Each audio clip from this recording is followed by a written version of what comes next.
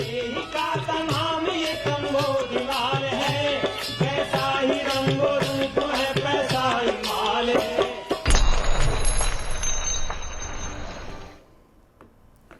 नमस्कार, मैं हूं शुभम शंकर। आप देख रहे हैं मनी 9। स्वागत है आपका prime time show money central में। मेरे साथ स्टूडियो में खबरों के विश्लेषण के लिए मनी 9 के एडिटर अंशुमान तिवारी जी आ गए हैं। सर, बहुत स्वागत है आपका। अंशुमान जी से चर्चा शुरू की जाए उससे पहले आपको बता दें कौन सी बड़ी खबरें आज इस शो में शामिल की गई हैं, इस शो का हिस्सा हैं। शुरुआत होगी एक पीएफ क्लेम रिजेक्शन की खबर के साथ। ईपीएफओ बोर्ड की बैठक होने वाली है और ये मुद्दे पर चर्चा हो सकती है, ऐसी खबरें हैं। क्यों ये मामला बढ़ा, इतने रिजेक्शन क्यों बढ़े, क्यों इस पर चर्चा हो रही है, इसको विस्तार से जानेंगे। चुनावी खर्च से भी नहीं सुधरेगी गांव की मांग। कहते हैं कि जब चुनाव होते हैं, वो भी लोकसभा के खास तौर पर, तो अर्थव्यवस्था में डिमांड आती है क्योंकि खर्चा काफ़ी होता है। लेकिन इस बार ये कहा जा रहा है कि गांव की मांग चुनावी खर्च भी नहीं सुधार पाएंगे। ऐसा क्यों, ये जानेंगे। अब विदेश से कर्ज उठाएगी डायल यानी कि दिल्ली इंटरनेशनल एयरपोर्ट अथॉरिटी जो है, वो उसके कर्ज का मर्ज सुधर नहीं रहा है। क्यों नहीं सुधर रहा है, क्या मर्ज है, अब क्यों विदेश में जा रही है, ये सब कुछ जानेंगे। दिन की बड़ी खबरों का सिलसिला यहाँ से शुरू होगा और पहली खबर होगी डार्क वेब से ऑनलाइन बैंकिंग में हो रही ठगी। क्या होता है ये डार्क वेब, कैसे ऑनलाइन बैंकिंग में ये अप्लाई हो रहा है, कैसे वहाँ ठगी हो रही है, कितने लोग ठगे जा रहे हैं, ये सब कुछ आज आपको दिन की बड़ी खबर में बताएंगे। कच्चे तेल में आया उबाल, ये खबर खासा परेशान करने वाली है। वो इसलिए क्योंकि अभी भारत में पेट्रोल डीजल की कीमतों में गिरावट शुरू ही हुई थी। 2 साल के बाद 2 रुपये सस्ता किया गया पेट्रोल, और जब से पेट्रोल सस्ता किया गया, डीजल सस्ता किया गया, कच्चे तेल में उबाल आ रहा है। अब कच्चा तेल महंगा होगा तो पेट्रोल डीजल बहुत दिन सस्ता रखना मुश्किल हो जाएगा। ये चुनावी मजबूरी है तो अभी है, लेकिन चुनाव के बाद ये कीमतें बढ़ सकती हैं। और आज भारतीय शेयर बाजार में तेज गिरावट आई। इस गिरावट के पीछे क्या है, ये आज हम समझेंगे दिन की एक और बड़ी खबर में। प्रोविडेंट फंड क्लेम में बढ़ते रिजेक्शन मामलों पर जल्दी ईपीएफओ बोर्ड की बैठक हो सकती है। पीएफ से जुड़े मामलों के निपटान में तेजी, क्लेम के रिजेक्शन बढ़ते जा रहे हैं।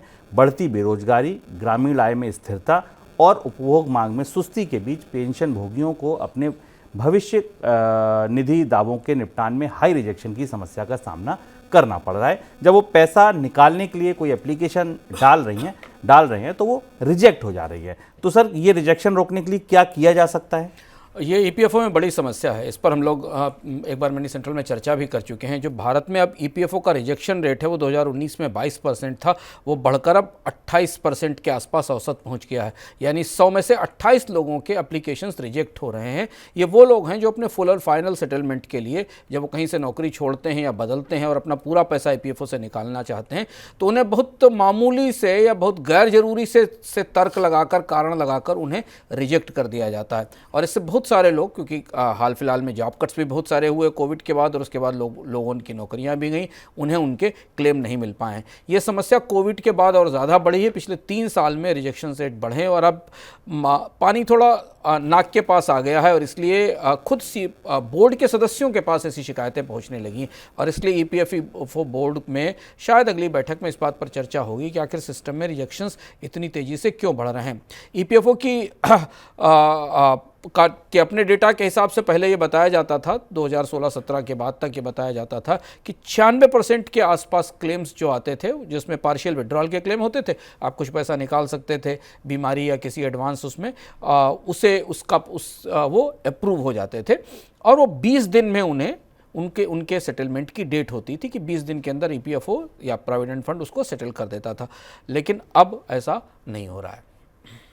लंबे समय से सुस्त चल रही ग्रामीण अर्थव्यवस्था को चुनावों के दौरान होने वाले खर्च से कुछ सपोर्ट मिलने की उम्मीद ज़रूर है, लेकिन अर्थशास्त्रियों का मानना है कि चुनाव के दौरान होने वाले खर्च इतने पर्याप्त नहीं होंगे कि अर्थव्यवस्था को गति दे सकें। अगली कुछ तिमाहियों के दौरान पूंजीगत खर्च की ज़रूरत बढ़ेगी, साथ में नई बनने वाली सरकार को भी कदम उठाने होंगे। सर, असर पड़ने की संभावना क्यों नहीं दिख रही है? कल हमने आपको बताया था मनी सेंट्रल में कि 17 राज्य सरकारें एक दिन में 50,000 करोड़ की बोरोइंग करने जा रही हैं, जो कि आज के लिए शेड्यूल्ड थी, जिसमें महाराष्ट्र, बंगाल, उत्तर प्रदेश की सरकारें हैं। और इसके कारण बाजार में ब्याज दरें बढ़ी हैं, बॉन्ड यील्ड बढ़ी हैं। ये सारा पैसा चुनाव के मकसद से, चुनाव के दौरान खर्च के लिए निकाला जाता है। दूसरी चीज़ ये कि चुनाव के दौरान चूँकि बहुत सारे आर्थिक फैसले रुक जाते हैं आचार संहिता के कारण, इसलिए भी राज्य सरकारों के पास फंड्स रखने की कोशिश की जाती है, क्योंकि उस फंड्स का वो इस्तेमाल कर सकें। और यदि रिकॉर्ड बोरोइंग हो रही है 17 राज्यों की तरफ से, जो आज लिस्टेड है। आरबीआई जो कि आमतौर पर सरकारों का मर्चेंट बैंकर है, उसे बोरोइंग करके देनी है। इस आंकड़े के बाद जो सूचना आई वो बाजार के लिए बहुत उत्साहवर्धक नहीं थी। ब्याज दरें तो बढ़ने की संभावना थी, पर ऐसा लग रहा है कि इससे कैपेक्स नहीं बढ़ेगा, पूंजी खर्च में कोई बड़ी बढ़ोतरी होने वाली नहीं है, और इसलिए बाजार ग्रामीण अर्थव्यवस्था में और कस्बाई अर्थव्यवस्था में चुनावी खर्च से कोई बड़ी मांग बढ़ने की संभावना नहीं है।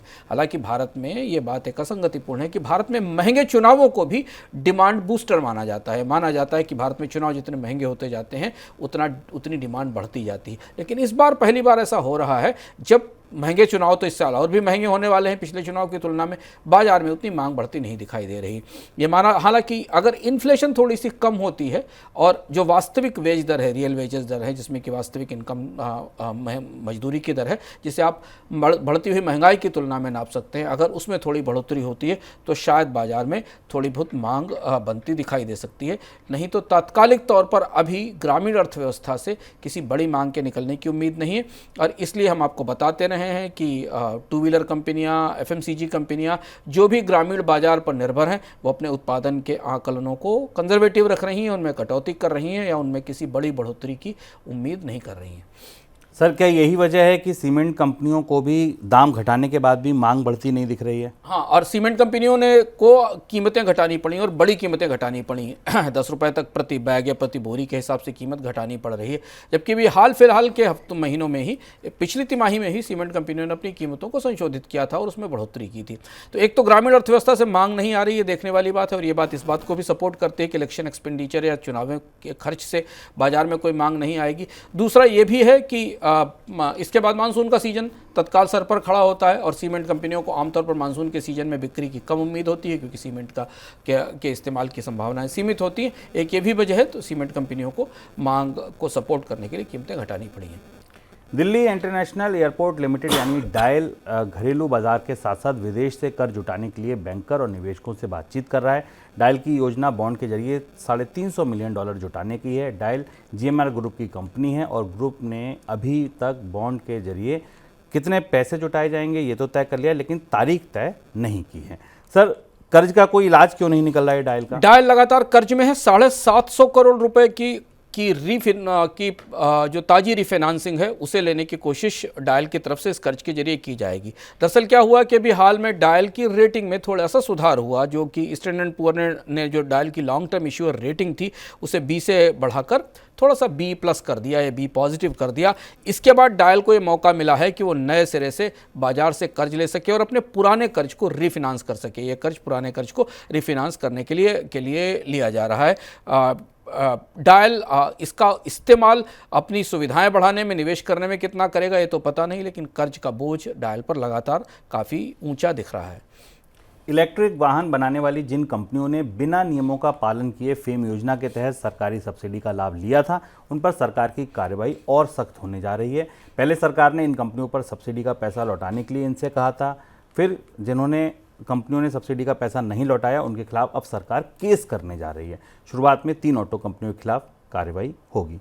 सर, कौन सी कंपनियां हैं जिनके? हीरो इलेक्ट्रिक, ओकिनावा, ऑटोटेक और बेनलिंग इंडिया, इन पर यह आरोप है कि इन्होंने फेम सब्सिडी स्कीम जो आई थी उसके नियमों का दुरुपयोग किया या उल्लंघन किया। ये सब्सिडी की स्कीम ये आई थी कि अगर ये दुपहिया वाहन बना रही हैं, इलेक्ट्रिक या बिजली से चलने वाले, बैटरी से चलने वाले वाहन बना रही हैं, तो इन्हें भारतीय सामानों का उपयोग उसमें करना होगा और उसके बदले इन्हें सब्सिडी दी जाएगी। ऐसा इन्होंने नहीं किया, इन्होंने उसका उल्लंघन किया और विदेश से आयात किए हुए सामान के आधार पर स्कूटर बनाए, स्कूटी बनाई और उन्होंने बाजार में बेचा। आपको याद होगा पिछले 1 साल के दौरान ये मामला लगातार खबरों में आता रहा। पहले सरकार ने इस स्कीम में शामिल कंपनियों पर छापेमारी की, उनसे सवाल जवाब किए, घोटाले पकड़े और उसके बाद अंततः इस स्कीम को बंद कर दिया गया। अब कोशिशें शुरू हुई है कि जो पैसा दिया गया था, जो सब्सिडी दी गई थी, उसे वापस वसूला जाए, यानी उसकी रिकवरी की जाए। और उस रिकवरी की प्रक्रिया में ये 3 कंपनियां ऐसी पाई गई हैं जिन्होंने उल्लंघन के बाद जो गलत ढंग से, नाजायज़ ढंग से ली गई सब्सिडी थी उसे वापस नहीं किया है। और अब ये मामला अदालत के तौर पर जाएगा। इसमें सरकार CBI की और इन्फोर्समेंट डायरेक्टर्स की मदद भी ले रही है, ये जानने के लिए कि क्या सब्सिडी का पैसा किसी दूसरी जगह तो नहीं इस्तेमाल कर लिया गया या उसका कहीं फंड का कहीं दूसरी जगह ट्रांसफ़र तो उसे नहीं किया गया है। मई में प्रमुख महंगाई दर घटकर 3% तक आने का अनुमान है। प्रमुख सीपीआई मासिक आधार पर लगभग 0.2% कमज़ोर हुई है। अगले कुछ महीनों तक ये सिलसिला बना रहा तो मई 2024 में प्रमुख महंगाई यानी कोर महंगाई जो है 3% के नीचे गिर सकती है। कमोडिटी की कम कीमतों और कमज़ोर निजी खपत के बीच अर्थशास्त्रियों का मानना है कि निकट भविष्य में उपभोक्ता मूल्य सूचकांक यानी कि सीपीआई आधारित खुदरा महंगाई, रिटेल महंगाई में और गिरावट आ सकती है और मई में 3% के निशान के नीचे भी ये जा सकती है। आरबीआई को इससे राहत मिलेगी। आरबीआई के लिए राहत की भी बात है और चुनौती की बात है। कोर इन्फ्लेशन का कम होना आरबीआई के लिए संकेत है, क्योंकि आरबीआई की सबसे बड़ी चिंता पिछले 5-6 सालों में भारत की कोर इन्फ्लेशन रही है, खासतौर से खुदरा महंगाई में। वो इन्फ्लेशन जो आमतौर पर ईंधन की कीमतों से और फूड की कीमतों से, खाने पीने की जो मौसमी कीमतें उनसे प्रभावित नहीं होती, पर इसमें अब कमी आ रही है। इसका एक दूसरा पहलू ये भी है कि डिमांड में गिरावट भी दिखती है। जब भी कोर इन्फ्लेशन एक सीमा से अधिक नीचे जाती है तो मांग में कमी दिखाई देती है कि कोर इन्फ्लेशन में वो कीमतें शामिल होती हैं जो कमोडिटीज़ की, जिन्स की हैं, या कंपनियां जिन उत्पादों की कीमतें बढ़ाती हैं, मैन्युफैक्चर प्रोडक्ट्स की, उनके जरिए इस महंगाई को नापा जाता है। तो अगर इसकी महंगाई में गिरावट है तो इसका मतलब है कि बाजार में पर्याप्त मांग नहीं है। पर दूसरी तरफ शुभम, चिंता यह है कि फूड इन्फ्लेशन लगातार पिछले कई महीनों से अलग अलग तरह से रिजर्व बैंक की चुनौती बनी हुई है, चाहे वो खाद्य पदार्थों के तौर पर ले लें, चाहे स्पाइसेस या मसालों के रूप में ले लें, या बाकी उत्पाद के तौर पर ले लें। और वो फूड इन्फ्लेशन इस समय सीपीआई का एक सबसे बड़ा हिस्सा या सबसे बड़ा जो इन्फ्लेशनरी फैक्टर है वो बनकर दिखाई दे रही। काफ़ी कुछ उम्मीदें हैं रबी की फसल को लेकर कि रबी की फसल की जब खरीद शुरू होगी, बाजार में किस तरीके से गेहूं आता है, उस आधार पर हमें अनाज की महंगाई को लेकर कुछ थोड़े बहुत संकेत मिलेंगे। आगे बढ़ते हैं दिन की सबसे बड़ी खबरों की तरफ।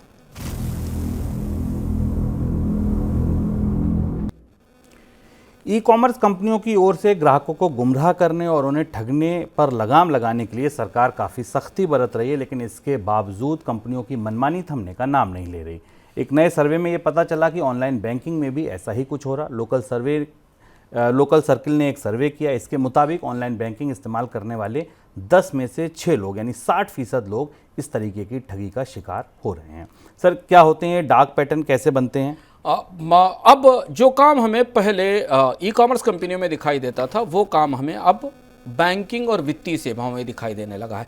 डार्क पैटर्न्स के जरिए ऐसा पाया गया, लोकल सर्किल का एक खासा महत्वपूर्ण सर्वे है जिसमें जो 44,000 लोगों के बीच में किया गया और इससे रिस्पांस आए, जिसमें 363 डिस्ट्रिक्ट्स में भारत में इस पर चर्चा हुई और सूचना जुटाई गई। ये माना गया कि 32% से ज़्यादा लोगों ने शुभम किसी न किसी सब्सक्रिप्शन ट्रैप का सामना किया। सब्सक्रिप्शन ट्रैप का मतलब, अगर कोई वित्तीय सेवा आप किसी बैंकिंग से या फिनटेक कंपनी से लेना चाहते हैं तो किसी न किसी तरह से आपको कुछ ना कुछ सब्सक्राइब कराने की कोशिश करती, कुछ ना कुछ ऐसा जिसका आपको सब्सक्रिप्शन लेना पड़ेगा। आप डार्क पैटर्न्स की चर्चा ई कॉमर्स के संदर्भ में सुन चुके हैं, जहां पर कंपनियां आपको तरह तरह के प्रलोभन देकर सामान खत्म हो रहा है, कीमतें बढ़ने वाली हैं, पाँच ही पीस स्टॉक्स में मौजूद हैं, या इस उत्पाद को पिछले 1 घंटे के अंदर इतने लोगों ने खरीदा है, इस तरीके के पैटर्न्स बनाकर आपको इन्फ्लुएंस करने की कोशिश करती हैं।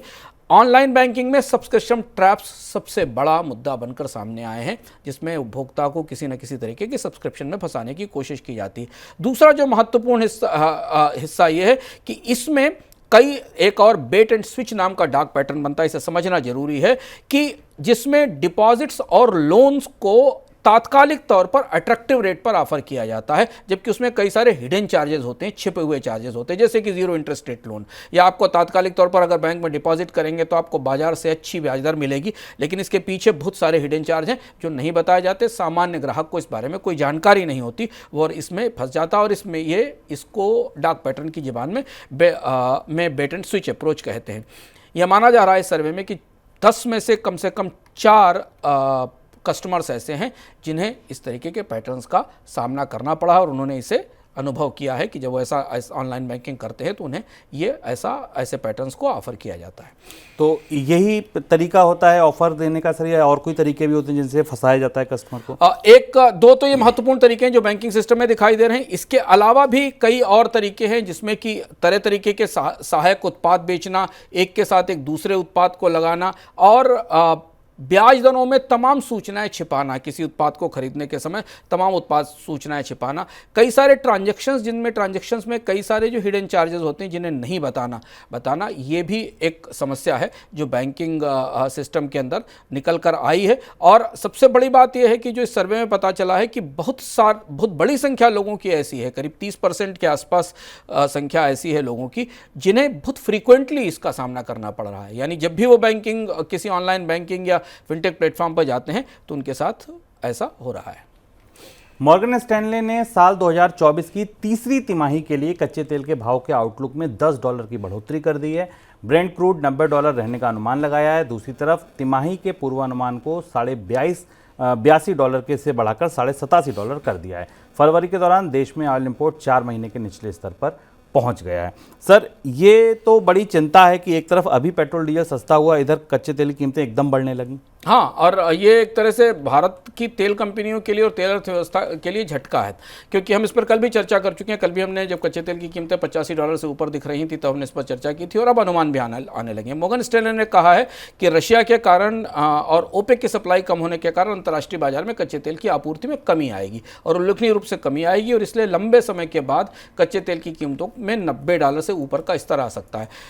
असंगति की बात यह कि जब खाड़ी में युद्ध चल रहा था या खाड़ी में युद्ध की गतिविधियां ज़्यादा तेज थी, खासतौर से इजराइल और हमास युद्ध के दौरान, हमने आपको बताया था तब कच्चे तेल की कीमतों में कोई बढ़ोतरी नहीं हुई। तब कीमतें $75 से $80 के बीच में थी। अब जबकि परिस्थितियां शांत हैं तब हमें कच्चे तेल की कीमतों में एक बढ़ोतरी दिख रही है, और इसकी वजह यह कि ओपेक और रूस ने मिलकर पिछले 1 साल के भीतर, 6 महीने के भीतर उत्पादन में कटौती की जो योजनाएं बनाई थी वो फलित होने लगी हैं, उनका असर सामने दिखाई देने लगा और इसलिए कीमतें बढ़ रही हैं। भारत के लिए ये बड़ी समस्या है, क्योंकि चुनाव के कारण कीमतों में कमी की गई और तेल कंपनियों के स्टॉक्स का हमें इस पर असर भी दिखाई दिया है। यह भी माना जा रहा है कि ये $90 का जो स्तर है ये थोड़ा टिकाऊ सा हो सकता है, लंबे समय तक हो सकता है, क्योंकि ये अब किसी भी बाहरी फैक्टर से, इमोशनल फैक्टर से या तात्कालिक फैक्टर से ड्राइव नहीं कर रहा है, बल्कि तेल उत्पादक देशों ने अगले 6 महीने या 1 साल में दुनिया में मांग की संभावनाओं को देखते हुए उत्पादन में कटौती की व्यवस्था को स्थापित और स्थिर कर लिया है।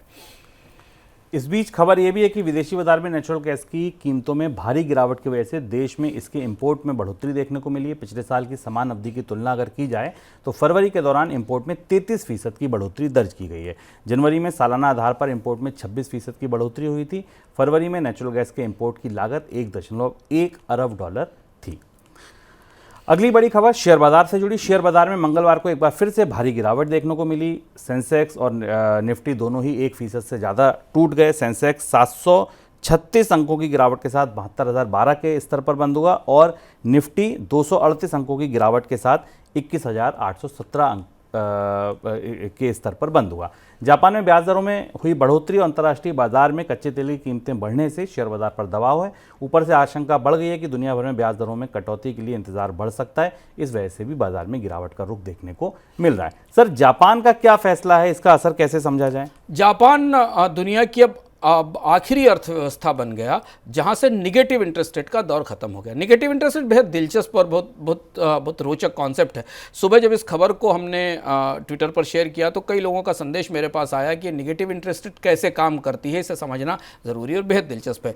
जापान में जब भी कोई अर्थव्यवस्था डिफ्लेशन में होती है, क्योंकि इन्फ्लेशन की बिल्कुल उल्टी है, हिंदी में उसको आप अपस्फीति कह सकते हैं, मुद्रास्फीति के जरिए, तो वहाँ की का केंद्रीय बैंक ब्याज दरों को 0 से नीचे ले आता है और उसे निगेटिव इंटरेस्ट रेट कहा जाता है। मोटे तौर पर समझें कि जापान का बैंक अपने यहाँ लोगों को कर्ज लेने के लिए पैसे दे रहा था। यानी अगर आप $100 का कर्ज लेते हैं तो आपको बैंक $2 पे और करेगा निगेटिव इंटरेस्ट रेट के तौर पर। एक तरह से हेलीकॉप्टर मनी से ज़्यादा बिल्कुल मुफ्त का पैसा और पैसा लेने के लिए बैंक आपको प्रेरित कर रहा और उसके लिए प्रोत्साहित कर रहा, ये निगेटिव इंटरेस्ट का फिनोमेना था।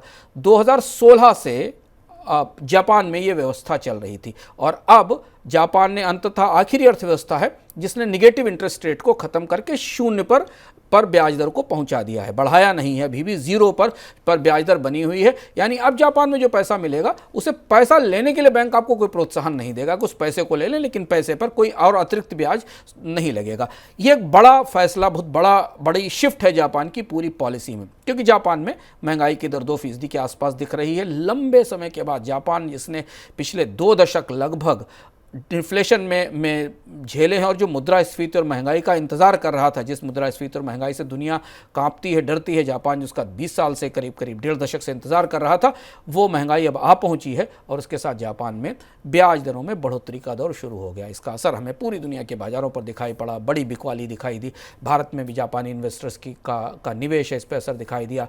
जापानी कंपनियों की लागत बढ़ने के आकलन सामने आने लगे, क्योंकि उनको तो अभी तक मुफ्त में क्या बल्कि बैंक पैसा देकर कर्ज दे रहे थे। अब जब वो कर्ज लेंगे तो उनकी लागत में बढ़ोतरी होगी और कई तरीके के निवेश और कर्ज की लागत बढ़ने के आकलन पूरी दुनिया में सामने दिखाई देने लगे। उसका असर हमने आज शेयर बाजारों पर देखा है।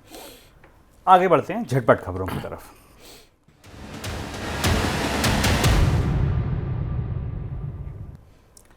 चालू वित्त वर्ष में 15 मार्च तक इनकम टैक्स विभाग ने बकाया टैक्स की वसूली के जरिए 73,500 करोड़ रुपए हासिल किए हैं। आयकर विभाग बकाया टैक्स वसूली के लिए टारगेटेड रिकवरी प्लान के तहत विशेष अभियान चला रहा है। इसी के परिणाम स्वरूप विभाग को बकाया टैक्स संग्रह बढ़ाने में मदद मिली है। अप्रैल 2021 में बकाया टैक्स की रकम 15 लाख करोड़ रुपए थी, जो 31 जनवरी 2023 में बढ़कर 22 लाख करोड़ रुपए हो गई। चुनावी बांड के मुद्दे पर उद्योग संगठन की मौखिक याचिका को सुप्रीम कोर्ट ने रद्द कर दिया है। सुप्रीम कोर्ट ने उद्योग मंडल, एसोचैम और भारतीय उद्योग परिसंघ यानी CII की याचिका सूचीबद्ध ही नहीं की, मतलब उसे लिस्ट ही नहीं किया। कारण चुनावी बॉन्ड वितरण के खुलासे के खिलाफ उनकी दलीलों पर विचार करने से इनकार कर दिया। लॉटरी कंपनियों की तरफ से खरीदे गए बॉन्ड की वजह से नए लॉटरी कानून को लागू नहीं करने पर सवाल उठ रहे हैं। अदानी ग्रुप को सुप्रीम कोर्ट से झटका लगा है। सुप्रीम कोर्ट ने जयपुर विद्युत वितरण निगम लिमिटेड से लेट पेमेंट सरचार्ज के रूप में 1,376 करोड़ रुपए से अधिक की मांग करने वाली अदानी पावर राजस्थान लिमिटेड की याचिका खारिज कर दी है। JVVNL राजस्थान सरकार के स्वामित्व वाली बिजली वितरण कंपनी है। सुप्रीम कोर्ट ने अदानी समूह की इस कंपनी पर 50,000 रुपये का जुर्माना लगाया था। सर, कोई टिप्पणी आपकी? इनकम टैक्स डिपार्टमेंट के पास जो बैकलॉग है, जो बकाया एरियर है, वो आंकड़ा बेहद चौंकाने वाला है। 21,000 करोड़ रुपए से ऊपर का लगभग 22,000 करोड़ रुपए के एरियर्स इनकम टैक्स डिपार्टमेंट के बकाया हैं, जो टैक्स लोगों ने नहीं चुकाया है, और उसकी रिकवरी के लिए सारी व्यवस्था की गई, जो शुभम ने आपको बताई है। और इसमें इस पिछले वित्त वर्ष में करीब 52,000 करोड़ रुपए वसूले गए हैं। इसके साथ जिस खबर पर आज हमारी जो सबसे बड़ी खबर थी, कि बैंक और ऑनलाइन कंपनियां और फिनटेक कंपनियां आपको कैसे डार्क पैटर्न में फंसाती हैं, कैसे आपको सब्सक्रिप्शन में फंसाती हैं, कैसे हिडन चार्जेस लगाती हैं, इस सब के बारे में आपको विस्तार से जानना है तो मनी9 का सुपर ऐप तत्काल डाउनलोड करें। हम उस पर विस्तार से आपको बताएंगे कि सारा काम होता कैसे, और ये जानकारी आपके लिए बेहद ज़रूरी है, ताकि अगली बार जब किसी ऑनलाइन बैंकिंग की साइट पर या मोबाइल ऐप पर आ जाएं तो आपको पता चल सके कि आपके आसपास एक डार्क पैटर्न, आपके आसपास एक जाल बिछाया जा रहा है जिसमें आपको फंसना नहीं है। ये था हमारा आज का मनी सेंटर। उम्मीद है आपको पसंद आया होगा। अपने सवाल सुझाव हमारे पास भेजिए और हमारा मोबाइल ऐप ज़रूर डाउनलोड कर लीजिए, क्योंकि मोबाइल ऐप पर आपको सारी जानकारी तो पहले मिलती ही है, इसके साथ साथ तमाम ऐसे फीचर्स हैं जो आपको अब सिर्फ और सिर्फ मोबाइल ऐप पर मिलेंगे। आज एक फीचर के बारे में मैं आपको बताता हूँ। एक फीचर है हमारा आस्क योर एक्सपर्ट एक्सचेंज जिसे हम बोलते हैं। इस फीचर में आपको क्या करना होता है कि जैसे सपोज कीजिए आपके पास कोई सवाल है, तो अभी आप मनी9 पर सवाल कैसे पूछते हैं? 2 तरह से पूछते हैं। अगर स्टॉक से जुड़ा सवाल है तो विपुल सिंह शो लेकर आते हैं, हेलो मनी9 मेरा सवाल है। आप जो एक्सपर्ट उस दिन मौजूद होता है उससे आप अपना सवाल पूछ लेते हैं। आप मैसेज करते हैं, फ़ोन करते हैं, आपको कनेक्ट किया जाता है, आप अपना सवाल पूछ लेते हैं। अब इसमें 2 बातें थी। एक तो आपको जो एक्सपर्ट बैठा है उसी से सवाल पूछना है, और 1 से 2 के बीच पूछना है। ये 2 यहाँ पर बाधाएं थी। मनी9 ने अब आपकी इस बाधा को दूर कर दिया। अब आप पूछे ऑप्शन में जाइए, व्यक्तिगत सलाह में जाइए, और व्यक्तिगत सलाह पर अगर आप देखेंगे तो स्टॉक पर जब आप क्लिक करेंगे तो यहाँ सारे एक्सपर्ट्स की लिस्टिंग होगी। स्क्रीन पर आपके विजुअल्स चल रहे हैं, आप देख पाएंगे। आप अपने मनपसंद एक्सपर्ट को चुनिए और आप अपना सवाल लिखिए, सवाल बोलिए, सवाल कागज पर लिखकर उसका फोटो खींच दीजिए और आप एक्सपर्ट को भेज दीजिए। हमारी टीम पर वो सवाल आएगा, हम सवाल का जवाब एक्सपर्ट से लेकर आप तक पहुंचाएंगे। तो यानी कि ये वैसा ही हो गया कि जैसे आप कोई कैब बुक करते हैं, ऐसे आप अगर अपना सवाल किसी भी समय पूछना चाहें, 24 घंटे 7 दिन, मनपसंद एक्सपर्ट, मनपसंद सवाल, आप अपने ऐप पर जाइए, अपना सवाल पूछिए और जवाब तत्काल हासिल कर लीजिए। ये तो बहुत छोटा सा एक नमूना है। ऐसी बहुत सारी चीज़ें मनी9 के ऐप में हैं जो अब आपको हम हर रोज़ अपने अलग अलग कार्यक्रमों में बताएंगे। अब तक आपने मनी9 का ऐप डाउनलोड नहीं किया तो तत्काल कर लीजिए। फिलहाल दीजिए इजाज़त, बने रहिए मनी9 के साथ। नमस्कार।